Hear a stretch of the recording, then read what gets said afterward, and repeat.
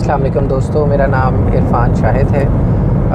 Bye education मैं तबीब हूँ और बाय प्रोफेशन हम लोग रिसर्च में हैं। हम लोग कोशिश ये कर रहे हैं कि जो बीमारियाँ एपिडेमिक बन जाती हैं, हम सिर्फ कोविड की बात नहीं कर रहे, लेकिन अगर आप बाकी डिजीज़ देखिए, जैसे डायबिटीज़ है, हेपेटाइटिस सी है, हार्ट के प्रॉब्लम्स हैं, तो वो पाकिस्तान में उसकी जो प्रेवलेंस है वो इतनी ज़्यादा है कि उसको आप एपिडेमिक ही समझिए, ठीक है ना। तो हम कोशिश ये कर रहे हैं कि क्या ऐसी बीमारियां, उनका तिब में कोई इलाज मौजूद है, और अगर है तो हम किस तरीके से उसको प्रोडक्ट में कन्वर्ट करके या इंफॉर्मेशन की शक्ल में आप दोस्तों तक पहुंचा सकें। दूसरा मेरा बड़ा पैशन जो है वो ट्रैवलिंग है। अभी हम लाहौर से इस्लामाबाद जा रहे हैं और मेरे साथ मंसूर साहब हैं। और आज सुबह जब हम डिस्कस कर रहे थे तो हम कुछ शेयर कर रहे थे, जैसे इनके एक उस्ताद हैं जिनको माइग्रेन था और वो कई साल से मुख्तलिफ़ तरह की एलोपैथिक मेडिसिन खा रहे थे। और जब इन्होंने मुझसे ज़िक्र किया और मैंने कहा कि तिब में देयर इज़ ऑथेंटिक रेमेडी और आप उनको दीजिए, तो इनको भी शायद यकीन नहीं था। और जब इन्होंने दी और शायद उन्होंने मेरे ख्याल में चंद एक हफ़्ते, मंसूर साहब 1-2 हफ़्ते उन्होंने इस्तेमाल किया और उसके बाद उनकी recurrence for that migraine attack नहीं हुआ। तो ये मुझसे पूछ रहे थे ड्यूरिंग ट्रैवलिंग कि सर ऐसा क्या है कि जो लोग एलोपैथिक में इतने साल से हैं तो तिब के ऊपर लोगों का ट्रस्ट क्यों नहीं है। तो मैंने ये सोचा कि शायद इसकी ज़िम्मेदारी हमारे ऊपर है कि हम अपने तौर पर तहकीक भी करते हैं, उसकी प्रोडक्ट कन्वर्जन भी करते हैं, लेकिन हम लोगों तक पैगाम नहीं पहुंचा सके। तो इस ट्रैवलिंग के टाइम को यूटिलाइज़ करते हुए हम बाय द वे कलर कहार के करीब हैं। आगे इंशाल्लाह पहाड़ियाँ आने वाली हैं तो आपको वो सीन भी दिखाते हैं। तो आज का जो टॉपिक हमने रखा वो डायबिटीज़ रखा, ठीक है। क्यों रखा, उसकी वजह एक पर्सनल स्टोरी है, वो मैं आपसे शेयर करना चाहता हूँ। दोस्तों, जैसे मैंने आपको बताया मैं तबीब हूँ और हम लोग रिसर्च में काम कर रहे हैं। तो ये बात है कोई, जब मैंने अपनी जॉब एक ही जॉब मैंने की लाइफ में, एक टेक्नोलॉजी कंपनी के अंदर, ब्रेननेट के अंदर। तो जब मैंने वो छोड़ के अपने फादर के साथ तिब के प्रोफेशन में आ रहा था, तो लाइक अ मार्केटिंग गाय या जिसने MBA किया हो और उसका पैशन होता है, तो मेरे जहन में मैंने ढूंढने की कोशिश की कि कहाँ गैप्स ऐसे हो सकते हैं जिनके अंदर हम कोई प्रोडक्ट बनाकर हम जो दूसरे सिस्टम्स हैं या कंपेटिटर हैं उनसे बेहतर परफॉर्म कर सकते हैं। तो हमने क्या किया, मैंने गैप ढूंढने शुरू किए कि जी डायबिटीज़ है, हार्ट के प्रॉब्लम्स हैं, इसके एलोपैथिक में कौन कौन से सॉल्यूशंस अवेलेबल हैं। तो मैं उस वक्त सोचता था कि ये डायबिटीज़ जो है ये इरिवर्सिबल मानी जाती है, तो काश कोई तिब में से ऐसा कोई सोल्यूशन मिले। और मेरे जहन में वही कन्वेंशनल अप्रोच थी कि एक बीमारी और उसकी एक दवा होनी चाहिए जो कि उसके जो भी क्लिनिकल पैरामीटर्स हैं उसको रिवर्स करते हैं। इस दौरान मुझे याद है अच्छे तरीके से कि मेरी उम्र उस वक्त होगी, आज अगर 48 है तो उस वक्त ज़ाहिर है ये 2010 की बात है। और मुझे याद है कि मैं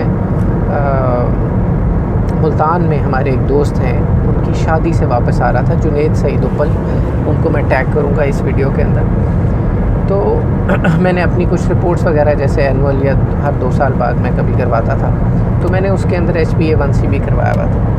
तो मैं वापस आ रहा था तो मैंने अपने एक दोस्त को कहा था कि मुझे रिपोर्ट्स, उस वक्त व्हाट्सएप नहीं था, तो उसने मुझे फ़ोन करके बताया कि भाई आपकी तो डायबिटीज़ हो गई है और आपका जो HbA1c है वो तो इतना क्रॉस कर गया और ये वो। तो आप यकीन कीजिए, यानी एक साहब जो कि अपने तौर पे पहले डायबिटीज़ को मानते हों कि ये इरिवर्सिबल है और इसका सलूशन हमें ढूंढना है, और उनको अपने खुद उनको डायबिटीज़ हो जाए, तो मेरे लिए तो दुनिया इट वाज आउट। मैंने कहा जी ख़त्म हो गई दुनिया, डायबिटीज़ हो गई, एजिंग प्रोसेस स्टार्ट हो गया है और ये इरिवर्सिबल है, अब तो दवाइयाँ खानी पड़ेंगी। और एक जैसे एक बिल्कुल एक ट्रॉमा जो आज मैं रियलाइज़ करता हूँ, क्योंकि हम बहुत सारे पेशेंट्स को डील करते हैं, तो मैं देखता हूँ कि जब उनकी डायबिटीज़ एक हायर साइड पे या पहली दफ़ा आइडेंटिफाई होती है तो वो किस ट्रॉमा से गुजर रहे होते हैं। तो मैं भी, आप मोर और लेस समझिए कि इसी किस्म के ट्रॉमा में था।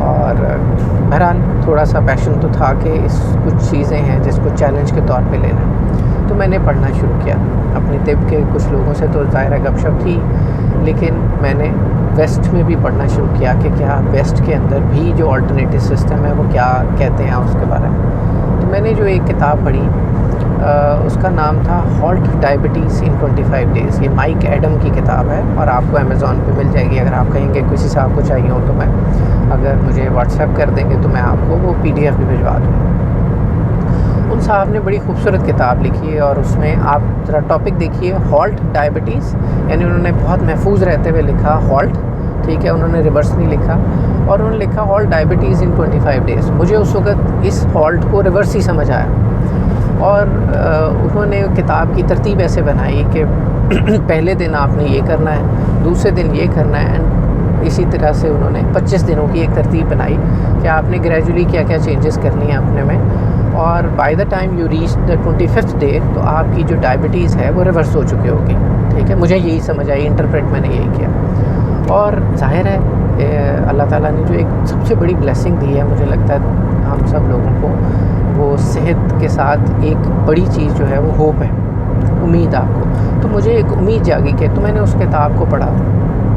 आज 11 साल हो गए, मैंने कभी कोई एलोपैथिक मेडिसिन नहीं खाई, मैं स्वीट लवर नहीं हूँ, नहीं था कह लें। आज मैं शायद 2010 के मुकाबले में 21 में मैं शायद 4 गुना मीठा खाता हूँ, ठीक है। मैं हर कोई 2 साल बाद या साल बाद कभी जब चांस मिले, कई दफ़ा 2 साल बाद मैं अपना टेस्ट भी करवा लेता हूँ HbA1c, वो हमेशा नॉन डायबिटिक रेंज में आता है। मैं आपको बिल्कुल एक गुमान तो मुझे हमेशा है कि आप मुझे मेरा एक्सपीरियंस हो सकता है कम हो, हमारा नॉलेज कम हो सकता है, लेकिन जो मैं आपसे बात कर रहा हूँ वो सच है, और जो मैं बिलीव करता हूँ वो आपसे शेयर कर रहा हूँ। तो आप यकीन कीजिए कि हमेशा वो नॉन डायबिटिक रेंज में है। अल्लाह ताला ने बहुत ही मेहरबानी की। तो एक चीज़ तो मैंने इस सारे प्रोसेस से सीखी कि मीठा कम करने से या मीठा ना खाने से या मीठा ज़्यादा खाने से शुगर नहीं होती, और कम करने से ठीक भी नहीं होती। तो ये तो स्टैंडर्ड मैंने सीखा कि ये कैसे होता है। उसके बाद अपने ऊपर अप्लाई करने के बाद जो चीज़ें समझ आईं, और दूसरी बात, आज 11 साल के बाद मैं आपको बड़े सर्टन होके कहता हूँ कि मुझे वो जो माइक एडम की किताब है वो बच्चों वाली चीज़ लगती है। मुझे लगता है कि वो जिस लेवल की एक्सर्जन और जो चीज़ें उन्होंने बताई, मैंने तो उसमें से कुछ भी नहीं किया, ठीक है। मेरी लाइफ के अंदर बड़ी नॉर्मल सी वॉक है, शायद हफ्ते में 2 या 3 दिन, वो मैं एंजॉय करने के लिए करता हूँ, ठीक है, और वो भी कितनी 15 से 20 मिनट, ठीक है।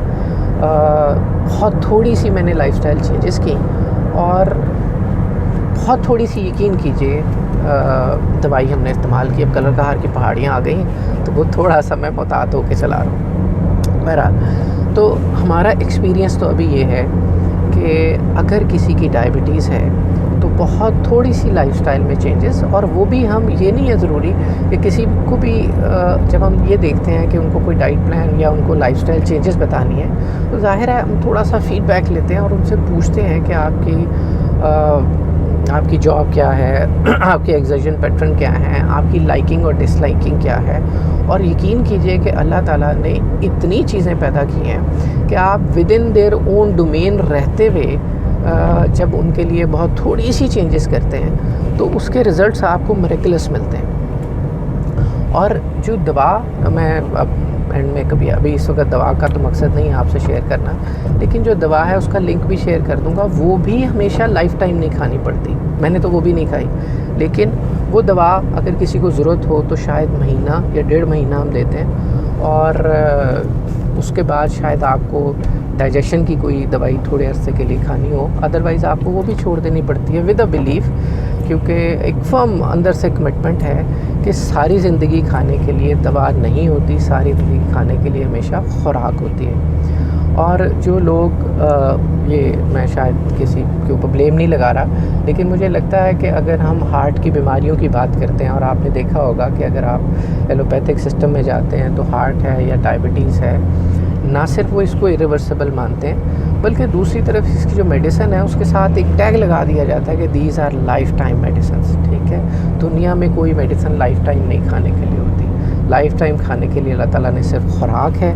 और जब आप अननेसेसरी लंबे अरसे के लिए दवाइयाँ खाते हैं तो उसके जो अपने नुकसान हैं उसके लिए आपको फिर मज़ीद मेडिसिन लेनी पड़ती हैं, ठीक है ना। तो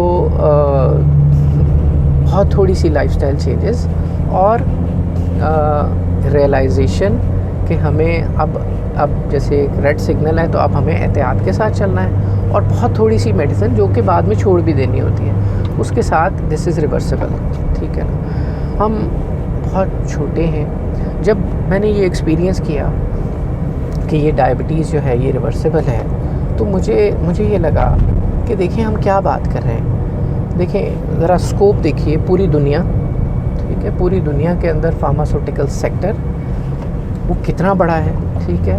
हम पाकिस्तान उसका एक छोटा सा पार्ट है, ठीक है, इतना बिल्कुल एक डॉट के बराबर है। अगर आप फाइनेंशियल टर्म्स में देखिए कितने, मेरे ख्याल में 500 ट्रिलियन की ये इंडस्ट्री है, और उसमें से हम कहाँ पे बैठे हुए हैं। पाकिस्तान में आज तक एक भी API यानी एक्टिव फार्मास्यूटिकल इंग्रेडिएंट इन्वेंट नहीं किया। तो इसी से आप रियलाइज़ कर लीजिए कि हम रिसर्च एंड डेवलपमेंट में कहाँ हैं। और उसमें अवामी लेबॉर्ट्रीज़ यानी उसमें हर्बल इंडस्ट्री भी ना होने के बराबर है, और उसमें अवामी तो बहुत थोड़ी सी सेल्स का बहुत छोटा सा पार्ट है। तो अगर मैं ये आपसे क्लेम कर रहा हूँ कि डायबिटीज़ इज़ रिवर्सिबल, तो मुझे लगता है कि अपना आप बहुत छोटा लगता है कि हम ये क्या बात कर रहे हैं। लेकिन जब हम ये कहते हैं कि हम छोटे हैं, तो मुझे लगता है कि हमारी ईगो के ऊपर भी एक जो है ना एक कंट्रोल आता है, और इसी से अल्लाह ताला हमें जो है वो नवाजते हैं इस तरह से कि आप कुछ इन्फॉर्मेशन या किसी सेहत के हवाले से किसी अच्छी चीज़ को कंट्रीब्यूट कर सकते हैं लोगों के लिए।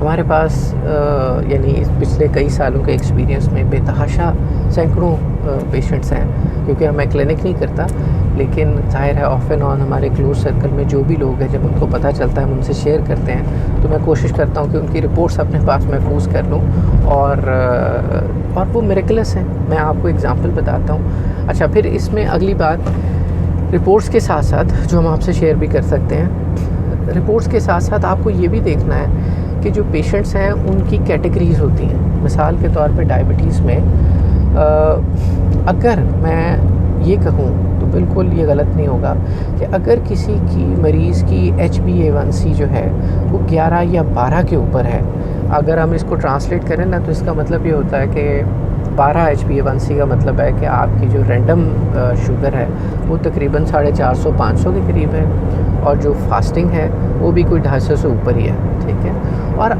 आज आइडेंटिफाई हुई यानी शुगर, और अभी आपने कोई एलोपैथिक मेडिसिन नहीं खाई, तो मैं आपको गारंटी के साथ कहता हूँ कि आप 2 से 3 माह के अंदर इसको रिवर्स कर सकते हैं, और बाकी सारी ज़िंदगी इंशाल्लाह डायबिटीज़ फ्री गुजारेंगे, और मीठा आपको नहीं रोकना पड़ेगा।